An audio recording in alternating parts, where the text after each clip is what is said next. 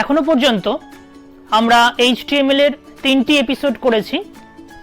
আজ আমাদের চতুর্থ এপিসোড। এই চতুর্থ এপিসোডে আমরা মূলত আলোচনা করব একটি ওয়েব পেজের মধ্যে কিভাবে লিস্ট তৈরি করা যায়। লিস্ট প্রধানত তিন প্রকারের। একটি হচ্ছে অর্ডার্ড লিস্ট, 2 নম্বর হচ্ছে আনঅর্ডার্ড লিস্ট এবং 3 নম্বর হচ্ছে ডেফিনেশন বা ডেসক্রিপশন লিস্ট। এই তিনটে লিস্ট সম্পর্কে বা তিন ধরনের লিস্ট সম্পর্কে ইন ডিটেল আলোচনা করার জন্য আমরা চলে যাব আমাদের কম্পিউটার স্ক্রিনে।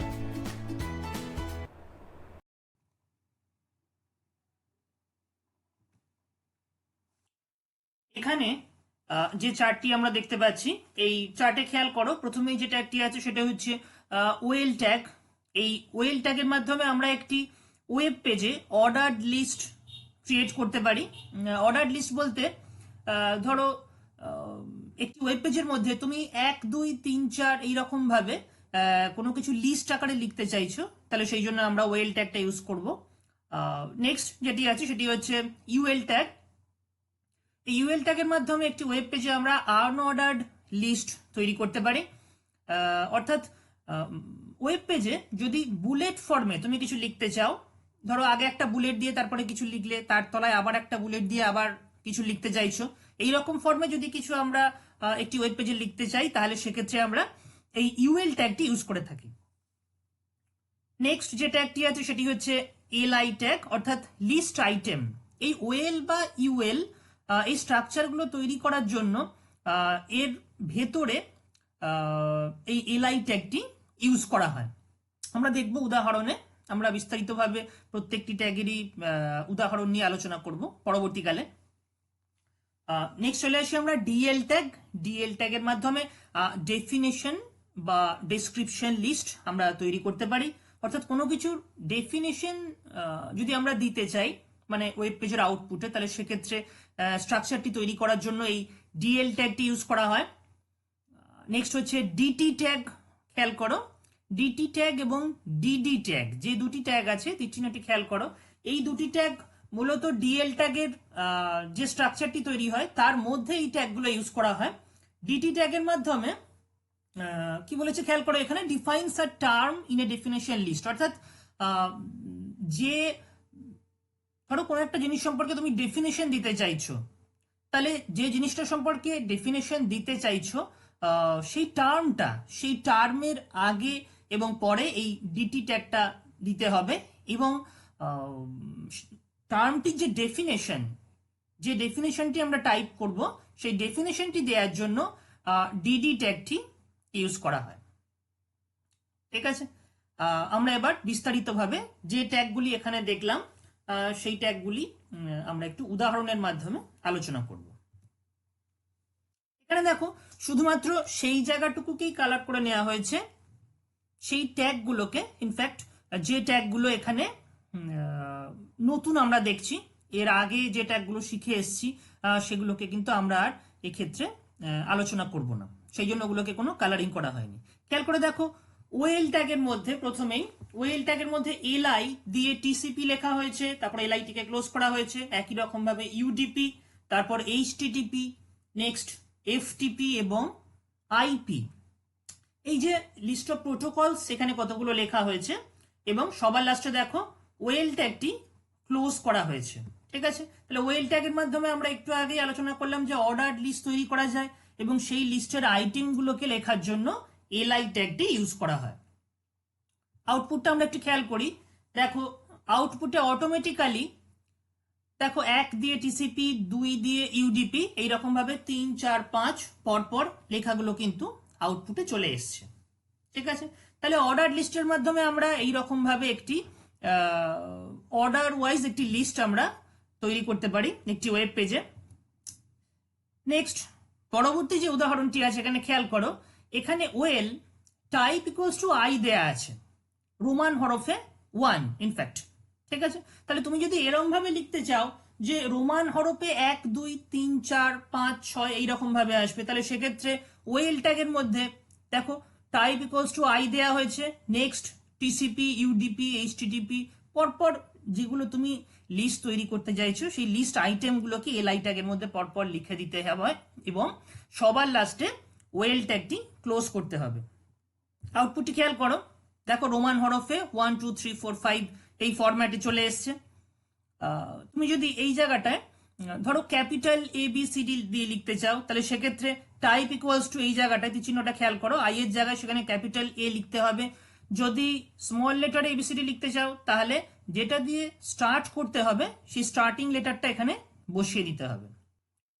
বেসিক্যালি যে দুটি প্রোগ্রাম আমরা দেখলাম সেই দুটি প্রোগ্রামের মধ্যে প্রায় একদমই তফাৎ নেই, শুধুমাত্র একটা জায়গাতেই তফাৎ আছে, সেটি হচ্ছে আগে প্রোগ্রামটিতে টাইপ ইকুয়ালস টু আই দেয়া ছিল না, অর্থাৎ বাই ডিফল্ট ওয়েল ট্যাগটি ইউজ করলে কি তার এফেক্টটা হয় সেটা আমরা দেখেছিলাম, এবং এটার ক্ষেত্রে যদি আমরা একটু অন্যরকম ভাবে লিস্টটা তৈরি করতে চাই সেই জন্য এখানে টাইপ ইকুয়ালস টু আই এই কথাটি ইউজ করা হয়েছে, এই অ্যাট্রিবিউটটি ইউজ করা হয়েছে।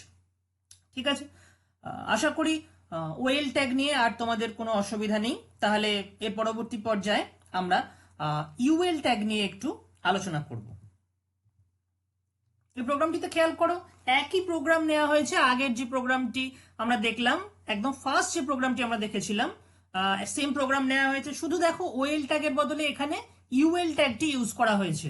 অর্থাৎ ওইখানে অর্ডার্ড লিস্ট তৈরি করা হয়েছিল, কতগুলি প্রোটোকলের ordered list, TCP, UDP, HTTP, FTP, IP, এই একই প্রোগ্রাম এখানেও নেওয়া হয়েছে, শুধুমাত্র ওয়েল ট্যাগটা ইউএল ট্যাগ দিয়ে রিপ্লেস করা হয়েছে। তীর চিহ্নটি খেয়াল করো, তাহলে ইউএল ট্যাগের মধ্যে দেখো এলআই লিখে টিসিপি লেখা হয়েছে, তারপর এলআইটি ক্লোজ করা হয়েছে, এবং একই রকম ভাবে ইউডিপি, এইচটিটিপি, এফটিপি এবং আইপি এই প্রত্যেকটিও কিন্তু লিখে দেওয়া হয়েছে এবং ইউএল ট্যাগটি ক্লোজ করা হয়েছে।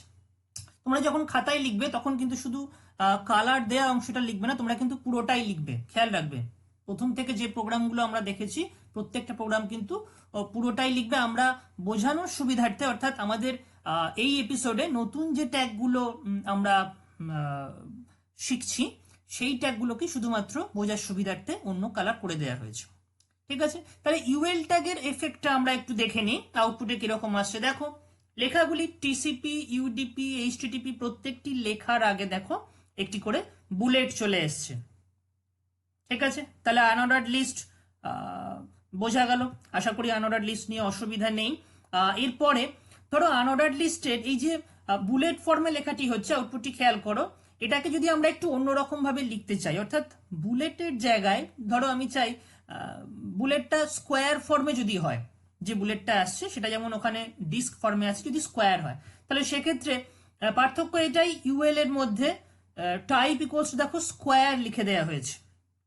ঠিক আছে, যেমন আমরা ওয়েল এর ক্ষেত্রে দেখেছিলাম টাইপ ইকুয়ালস টু টাইপ অ্যাট্রিবিউটটি ইউজ করা হচ্ছিল, এক্ষেত্রেও আমরা একই রকম ভাবে টাইপ অ্যাট্রিবিউটটি ইউজ করতে পারি এবং টাইপ ইকুয়ালস টু স্কোয়ার লিখে দেওয়া হয়েছে।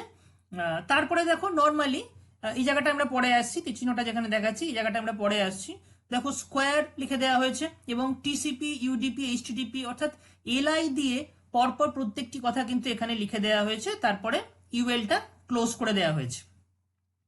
আচ্ছা, আউটপুটটি খেয়াল করো, দেখো বুলেটটি কিন্তু এখানে স্কোয়ার আকারে এসছে, টিসিপির বাঁদিকে, ইউডিপির বাঁদিকে প্রত্যেকটির আগে দেখো স্কোয়ার আকারে বুলেটটি চলে এসছে। এখানে কয়েকটা জিনিস একটু বলার, সেটি হচ্ছে এই স্কোয়ারের বদলে আমরা কি কি জিনিস ইউজ করতে পারি। দেখো কমেন্ট ট্যাগের মাধ্যমে সাইডে বলে দেয়া হয়েছে, যার জন্য এই ট্যাগের এফেক্টটি আউটপুটে পড়েনি। খেয়াল করে দেখো আউটপুটে কিন্তু এই ট্যাগের কোনো এফেক্ট নেই। দেখো স্কোয়ারের বদলে আমরা এক্ষেত্রে দিতে পারি হচ্ছে ডিস্ক, হচ্ছে তোমার বাই ডিফল্ট, মানে শুধু ইউএল লিখলে যা হবে, ডিস্ক লিখলেও টাইপ ইকুয়ালস টু ডিস্ক লিখলেও একই আসবে, মানে বুলেট ফর্মে আসবে, যেটা এর আগের উদাহরণটিতে আমরা দেখেছি। নেক্সট চলে আসি আমরা সার্কেল, যদি আমরা স্কোয়ারের জায়গায় সার্কেল লিখি এই জায়গাটাতে টাইপ ইকুয়ালস টু সার্কেল, তাহলে লেখাগুলির বাঁ দিকে একটি সার্কেল চলে আসবে, ছোট্ট সার্কেল, তোমরা খাতায় প্র্যাকটিস করবে। এবং নান যদি আমরা লিখে দিই তাহলে সেক্ষেত্রে কিন্তু লেখার বাঁ দিকে কোনো কিছুই আসবে না, শুধুমাত্র লেখাগুলোই লিস্ট ফরম্যাটে পরপর চলে আসবে।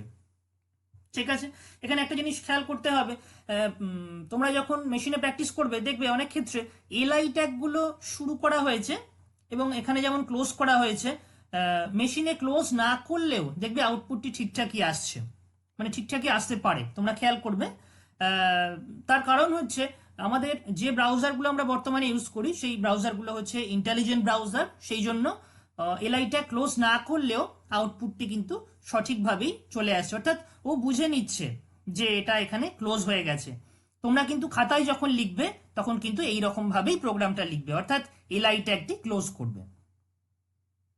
ঠিক আছে, এখানে যে কমেন্ট ট্যাগটি আমরা দেখতে পাচ্ছি, দেখো খেয়াল করো ইউএল ট্যাগের ডান দিকে পয়েন্টারটি খেয়াল করো।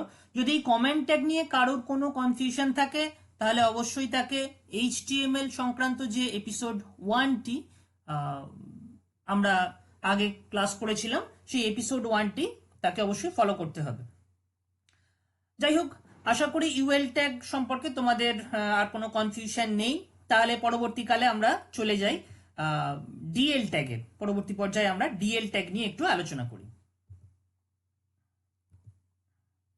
খেয়াল করো এখানে যে উদাহরণটি নেওয়া হয়েছে, প্রথমে স্ট্রাকচারটি তৈরি করার জন্য ডেফিনেশন লিস্ট বা ডেসক্রিপশন লিস্ট, এই স্ট্রাকচারটি তৈরি করার জন্য ডিএল ট্যাগটি এখানে নেওয়া হয়েছে। প্রথমে দেখো ডিএল ট্যাগ দেওয়া হয়েছে, অ্যারো চিহ্নটি ফলো করো, তার মধ্যে ডিটি ট্যাগ ইউজ করা হয়েছে। ডিটি ট্যাগের মাধ্যমে আমরা কি দেখেছিলাম, যখন একদম ফার্স্ট যে চার্টটি আমরা দেখেছিলাম, ডিটি ট্যাগের মাধ্যমে যে টার্ম সম্পর্কে বা যে টার্মের ডেফিনেশন বা যে টার্ম সম্পর্কে আমরা কিছু লিখতে চাইছি সেই টার্মটি ডিটি ট্যাগের মধ্যে রাখতে হবে। দেখো ডিটি ট্যাগ দিয়ে এখানে তার মধ্যে বি ট্যাগ দেওয়া হয়েছে বোল্ড করার জন্য, তার মধ্যে এইচটিএমএল কথাটি লেখা হয়েছে, অর্থাৎ এইচটিএমএল লেখাটি বোল্ড আকারে আসবে, তারপর বি ট্যাগটি ক্লোজ করা হয়েছে এবং তারপরে ডিটি ট্যাগটি ক্লোজ করে দেওয়া হয়েছে। নেক্সট ডেফিনেশনটি লেখার জন্য, ডেফিনেশন এখানে ইনফ্যাক্ট লিখিনি আমি, এক্ষেত্রে এইচটিএমএল এর ফুল ফর্মটি লেখা হয়েছে, তাহলে ডিডি দিয়ে HTML stands for hyper text markup language দিয়ে ডিডি ট্যাগটি ক্লোজ করা হয়েছে। একই রকম ভাবে ডিটি দিয়ে বোল্ড ট্যাগ দিয়ে দেখো এইচটিটিপি লেখা হয়েছে, তারপর বি ক্লোজ করা হয়েছে এবং ডিটি ক্লোজ করা হয়েছে এবং এইচটিটিপির ফুল ফর্মটি তারপরে লিখে দেওয়া হয়েছে। দেখো ডিডি ওপেন করা হয়েছে এবং হাইপার টেক্সট ট্রান্সফার প্রোটোকল কথাটি লিখে দিয়ে ডিডি ট্যাগটি ক্লোজ করা হয়েছে।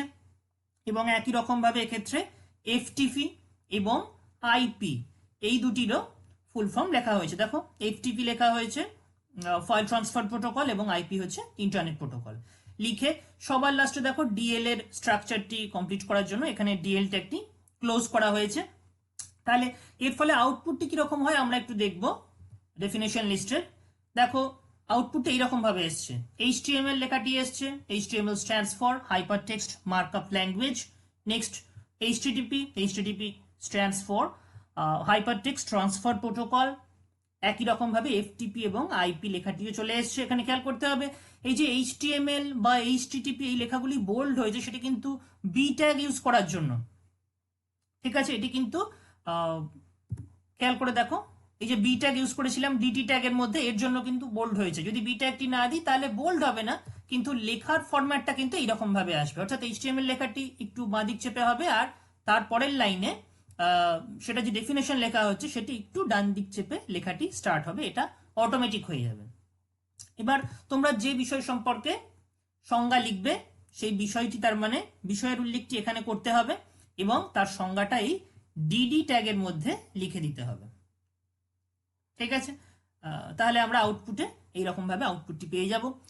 আশা করি আজকে যে ট্যাগগুলি নিয়ে আলোচনা করা হলো, মানে বিভিন্ন ধরনের যে লিস্ট তৈরি করার ওয়েব পেজের যে ট্যাগগুলো নিয়ে আলোচনা করা হলো, সেই ট্যাগগুলিতে তোমাদের কারোর কোনো সমস্যা নেই।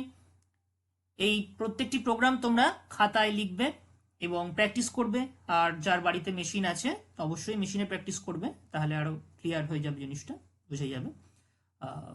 ঠিক আছে, আজ তাহলে এই পর্যন্তই থাকলো। পরের দিন আমরা আবার নতুন কিছু ট্যাগ নিয়ে নেক্সট ক্লাসে আমরা আলোচনা করব।